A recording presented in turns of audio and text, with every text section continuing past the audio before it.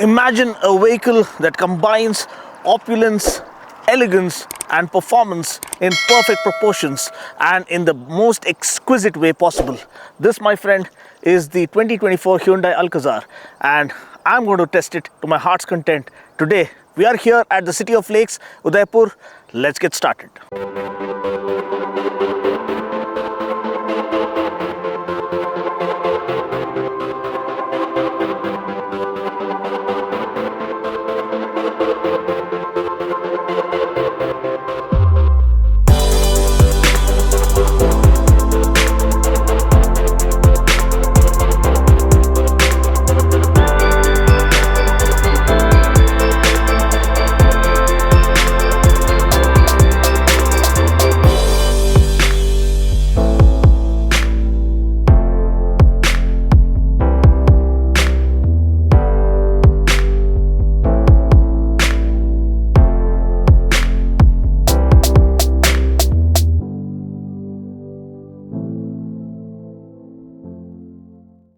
Okay, so now we have the lane safety, lane keep assist turned on. Let's see if it works.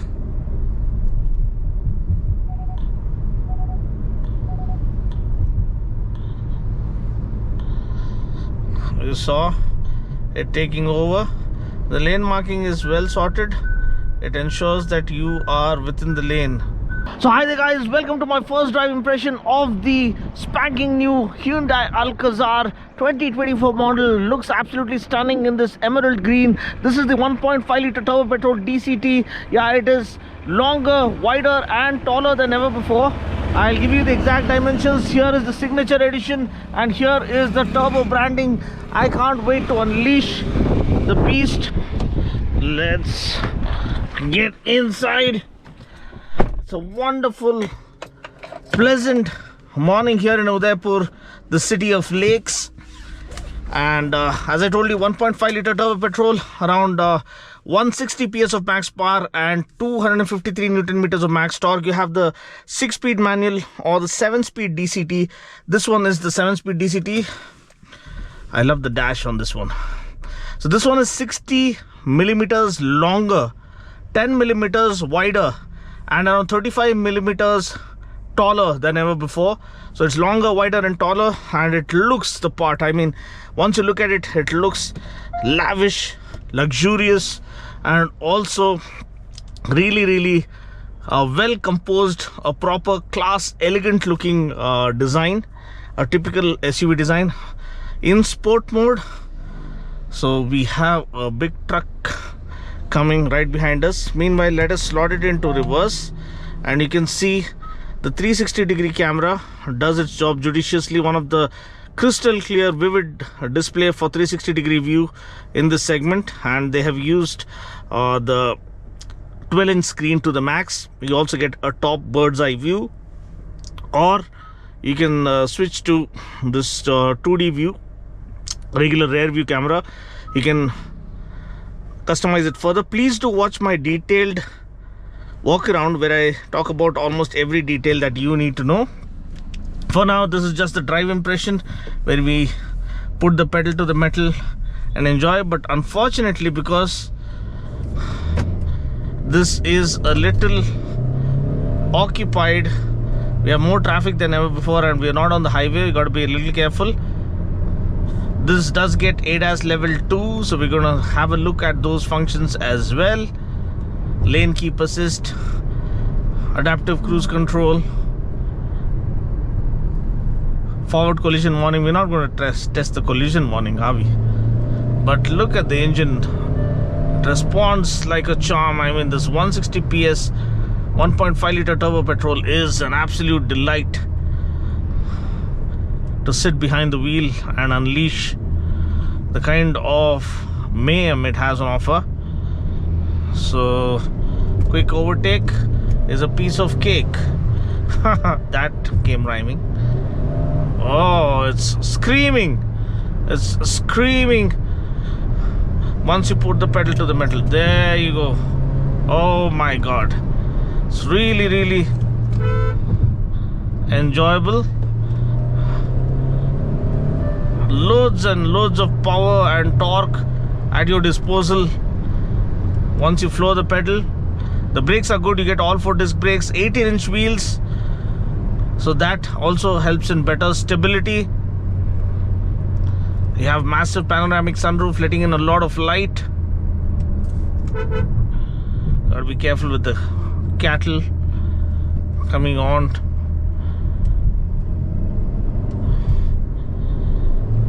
Oh goodness gracious, wow. And being a monocoque chassis, it drives like a breeze. I mean, very minimal body roll for a typical SUV design. You can see very minimal body roll. Suspension damping is on the spot, like right on point,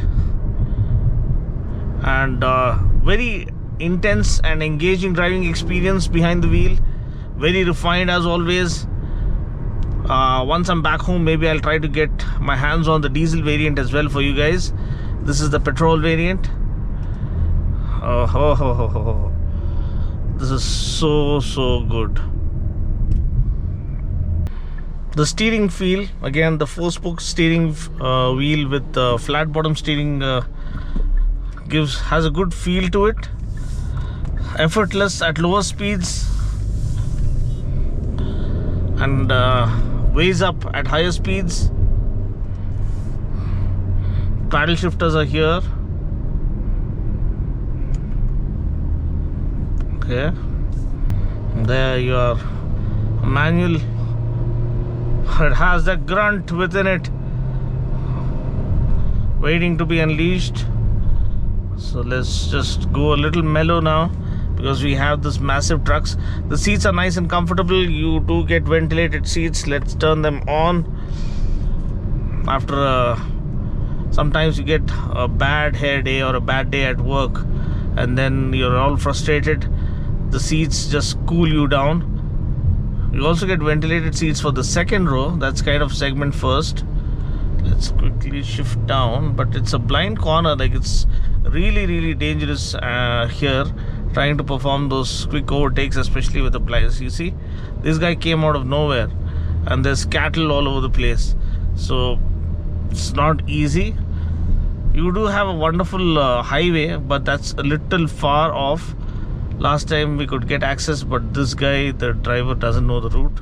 Neither do I. But for now, let's just step down and step on the gas. There you go. It shifts on its own. Oh boy.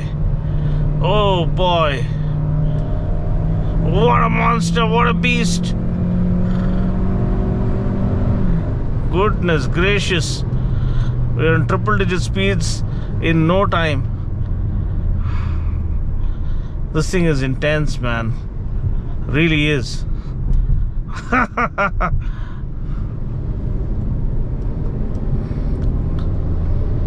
Okay. Oh god. Just shift down if you want to get experience goosebumps. Just shift down. And it's heaven all the way up. Okay, there you go. Oh boy. Wow, man. It's like a sports SUV. Sticks, absolutely sticks. And these guys are all over the place, so we need to watch out. No one has a helmet. No one has a helmet. So guys, talking about the Alcazar itself, I mean, the way they have built it and the kind of updates they have given them, be it the connected car features, I think 70 plus connected car features, and you have voice commands with regional language support. So let's see if it works now. Sunroof kholo. Opening the sunroof. So you can see the sunroof command works. Sunroof band karo. Closing the sunroof. So you can see the regional voice command works, and I think you have Telugu, Tamil and other language support as well. Oh, the entire thing is closing down. So I think I'll just tap this once so that it's open.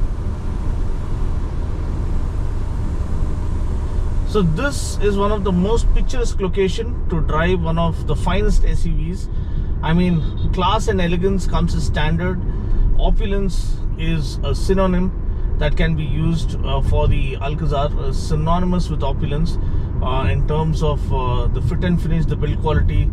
Yes, the safety rating has not yet been disclosed. There's a lot of cattle on the road, which makes you even more ultra careful while driving, because you have to be on high alert, on your toes always. You don't know what's going to show up from where, and these are full of blind turns.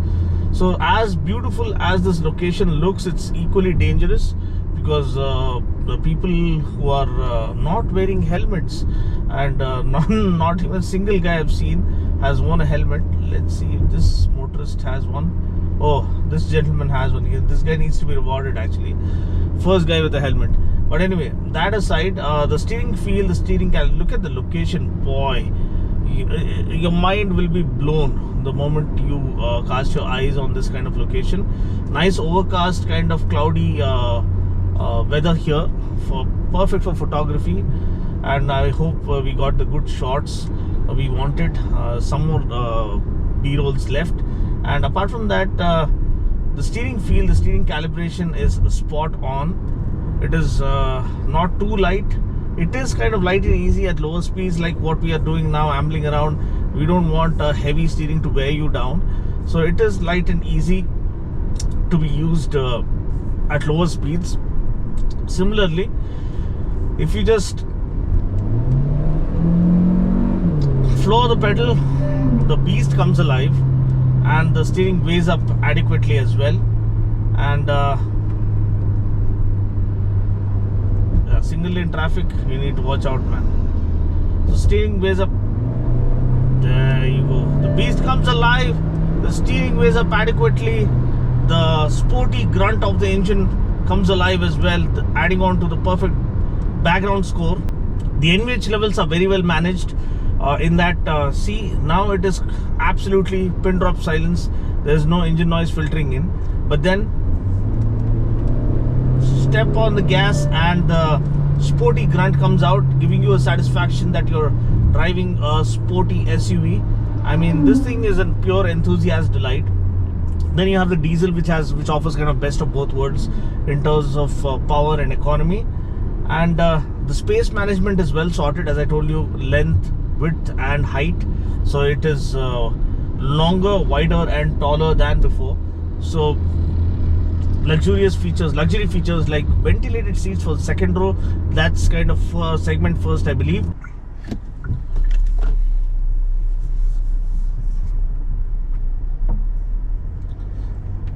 You can see the turning radius is well sorted for such a large SUV, and it turns really effortlessly. Safety wise, as I told you, this body structure is made using advanced high strength steel, and you can see the doors are nice and chunky, offering a good thud when you close them. Impact absorbing structure has been used for crash energy absorption. Safety rating has not been disclosed. You do get 6 airbags as standard. You also get advanced driver assistance system, ADAS level 2, which includes adaptive cruise control. You also have lane keep assist, forward collision warning, rear cross collision alert and all those things. So boy, what a lovely weather. Perfect location for the classy and elegant SUV. The word Alcazar in Spanish means a palace or a fortress. So this thing is about premiumness and luxury and safety and comfort packed into one, and capability as well. Of course, you have terrain modes, you also have driving modes, you have a very capable DC dual clutch transmission, which offers split-second gear changes, precise gear changes, without any latency to optimize performance as well as fuel economy. In terms of mileage, I think the petrol variant will return close to 18 kmpl, whereas the diesel will return around 20 kmpl. The seats are nice and comfy. You do have features like hill descent control to watch your back while tackling steep descents, and ventilated seats really cool you down after a hectic day's work. Large glass area, very well laid out cabin structure with all-round visibility such that you can actually park it without any assistance whatsoever from the 360 degree camera. The camera itself is a highlight because the kind of crisp visuals and vivid clarity and legibility it has on offer is best in class. So could anything be better in this? First thing is the console.